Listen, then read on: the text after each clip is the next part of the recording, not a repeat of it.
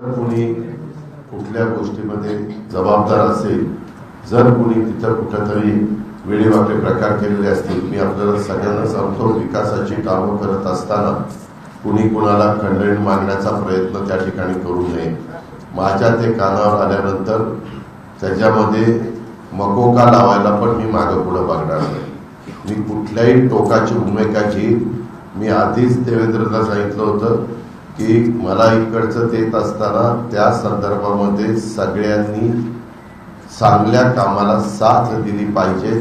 चंद्रकांत खैरेंना मीच ऑफर दिली होती, परंतु माझं न ऐकल्यामुळे त्यांचा जो काही पराभव झालाय त्याला ते स्वतः कारणीभूत आहे. काय मे ऑफर काय मे का आता कुठं, आता 5 वर्षांतर निवडणूक आहेत, आता काय ऑफर देऊन करायचं काय? चंद्रकांत खैरेंना मीच ऑफर दिली होती, परंतु माझं न ऐकल्यामुळे त्यांचा जो काही पराभव झालाय त्याला ते स्वतः कारणीभूत आहे. काय मे ऑफर काय मे का आता कुठं, आता 5 वर्षांतर निवडणूक आहेत, आता काय ऑफर देऊन करायचं काय? कुणी रिव्हॉल्वर काढतं, वर काही रिव्हॉल्वर उडवतात, कुणी इतर रिव्हॉल्वर वगैरे लावून फिरतात. मी डिपार्टमेंटला सांगणार आहे, जे कुणी वर रिव्हॉल्वर लावून फिरेल त्याचं लायसन कॅन्सल करायचं. रिव्हॉल्वर हे तुमच्या स्वसंरक्षणाकरता किंवा तुम्ही वस्तीवर राहत असेल तर 12 बोर किंवा सिंगल बोर जे काही तुम्हाला घ्यायचे ते तुम्ही घरामध्ये ठेवली पाहिजे. तिथं त्याचा वापर त्या बाबतीमध्ये केला पाहिजे. हे जे रीळ तुमचे बनतात ना, ते पण मी खपून घेणार नाही. मी सगळ्याला नियम सारखा लावणार आहे. ह्याच्यामध्ये कुणाला मला टार्गेट करायचं नाही, परंतु बदल झाला पाहिजे हे मलाही जाणवलं पाहिजे, इथल्या सर्वसामान्य नागरिकांना पण जाणवलं पाहिजे. भारतीय जनता पक्ष आणि शिंदे साहेबांचे जे खासदार आहेत त्यांचीही भेट दिल्लीत घेणार आहे पार्लमेंटमध्ये. 31 आणि 1 ला माझी भेट होईलच आणि त्यांना विनंती करणार आहे की जसं महाराष्ट्रामध्ये सगळे पक्ष मिळून या सगळ्या बीडच्या ही जी घटना आहे याच्यामध्ये पूर्ण ताकदीने सगळे पक्ष सोमनाथ आणि संतोषच्या कुटुंबाबरोबर उभं राहिले. त्याच्यामुळे कदाचित अमितभाई शहांना हे माहिती नसतील गोष्टी महाराष्ट्रात काय चालल्या आहेत, तर आमची नैतिक जबाबदारी आहे. मी स्वतः अमितभाई शहांची वेळ घेऊन, बजरंग अप्पा सोनवणे आणि सगळ्या खासदारांना घेऊन अमितभाई शहांची वेळ मागून त्यांना ह्या सगळ्याची मी स्वतः माहिती देणार आहे.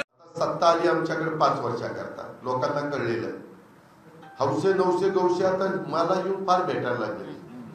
लोकसभेला 3रीकडे होते, विधानसभेला 4थीकडे होते. नाही दादा मी तुमचाच तेव्हा कुठे गेला होता? नाही दादा मी युतीचा आहे. आम्ही युतीच्या वेळेस उमेदवाराला विरोध का केला? हे असं चालणार नाही. उद्याच्याला परत कुणी आलं नाही दादा एवढ्या वेळेस पांघरून आला, पांघरून फाटून गेले माझं, एवढ्या वेळेस पदरच राहिला नाही आम्हाला. असलं अजिबात चालणार नाही. तुम्ही तुमच्या कार्यकर्त्यांना पण खाली सांगा, नको बाबा आता उगीच आपलं सुतासारखं सरळ वागूया, चांगलं वागा, मी तुमच्या मागं पूर्ण ताकद उभी करेन. असं आहे. पहिली गोष्ट तर एक लक्षात घ्या की ते त्यांच्या कामाने आले होते, मी माझ्या कामाने आलो होतो, त्यामुळे आमची भेट झाली नाही. पण सकाळी आमची भेट झाली होती, कारण आम्ही म्हणजे त्याच्यापूर्वी कॅबिनेटमध्ये वगैरे काल सगळं आमची भेट वगैरे झाली होती. त्यामुळे की धनंजय मुंडे हे आमच्या मंत्रिमंडळातले मंत्री आहेत, त्यामुळे त्यांना भेटायची चोरी नाही. ते मला कधी भेटू शकतात, मी त्यांना कधी भेटू शकतो, कुठल्याही कामाकरता भेटू शकतो. आणि त्यांच्या राजीनाम्याच्या संदर्भात अजितदादांनी स्पष्ट भूमिका मांडलेली आहे. अजितदादांची भूमिका हीच अधिकृत भूमिका आहे. हे व्यासपीठ आपण हे आंदोलन आता स्थगित करतो, बंद करत नाही. हे आंदोलन आपण स्थगित करतोय. हे आंदोलनाचं हे सगळं व्यासपीठ ते उचलून त्या मंडळामध्ये, सांस्कृतिक मंडळात ठेवा. तुम्हाला इथं ते सभामंडप करायचं. आता शक्यतो इथून पुढे उपोषण होणारच नाही. आता समोरासमोरच लढायची तयारी ठेवायची. आता 4 महिन्यापूर्वी लोकसभा झाली. त्या लोकसभेला सर्वात जास्ती ज्यांचे कोणाचे खासदार निवडून आले असतील तर ते काँग्रेसचे निवडून आले. त्याचे 13 खासदार निवडून आले काँग्रेसचे. बरोबर बोलतोय? एका खासदाराच्या खाली किती आमदार येतात? साधारणपणे 5 ते 6 आमदार येतात. 6 आमदार येतात, बरोबर आहे. सर्वसाधारणपणे किती आमदार यायला पाहिजे होते काँग्रेसचे? सगळे 6च्या 6 नाही पकडलं, पण एखाद्या मतदारसंघामध्ये 6च्या ऐवजी समजा 4 आलेत, 3 आलेत, काहीतरी त्यांचे 15 आमदार येतात.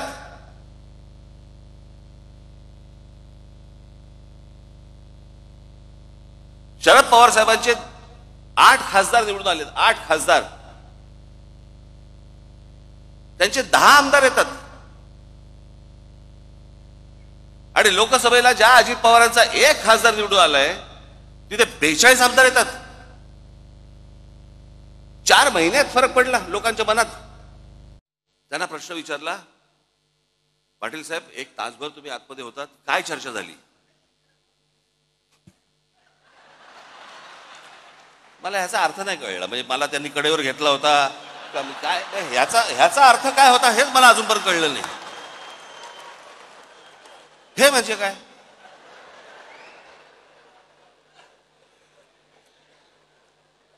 बरं, मी काय पाहिलं नव्हतं. ते गेल्यानंतर पत्रकार आले आणि मला म्हणाले की त्यांनी असं केलं बाहेर गेल्यानंतर. म्हणजे काय झालं? मी म्हटलं असं केलं म्हणजे काय झालं? आम्ही दोघे एकमेकांना तेच विचारतोय, म्हणजे काय झालं? काय इकडे मी अक्रोड ठेवलं होतं, त्याच्यामध्ये दाबून दिलं आणि मी अक्रोड फोडून दिलं वगैरे, काय म्हणजे झालं काय?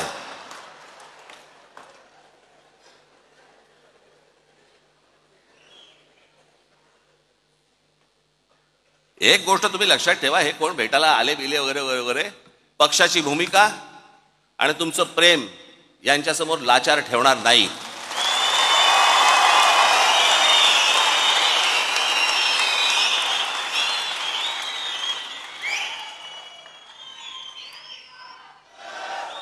वागला तर तुम्हाला कारवाई केली जाईल. तुमच्यावर जे काही शासनाचे नियम आहेत त्या पद्धतीने कलम लावली जातील. सातत्य ते राहिलं तर मकोका पण लावला जाईल. कारण 3-4 केसेस एखाद्याच्यावर लागल्या, 4 गंभीर स्वरूपाच्या, तर ते होतं. बाहेर जे गुंतवणूकदाराला विंडमिलवाले येत आहेत त्यांना जर कुणी खंडणी मागितली, इथं नाही तिथं नाही, हे कुठं सरकारच्या रस्ते अडवलेले पण चालणार नाही. आपलं स्वतःचं चारित्र्य स्वच्छ ठेवा. आपली प्रतिमा जनमानसामध्ये चांगली ठेवा. चुकीच्या प्रवृत्तीची लोक आपल्या आजूबाजूला अजिबात राहता कामा नये. त्या संदर्भामध्ये पण काळजी सगळ्यांनी त्या बाबतीमध्ये घ्या. उद्याच्याला कुठल्या बाबतीमध्ये मला जर कळलं तर मी पोलिसांना आत्ताच तिथं सांगणार आहे, राजकीय हस्तक्षेप पोलीस लोक करत असताना मी होऊन देणार नाही. महायुतीच्या कुणाकडनंच होऊन देणार नाही.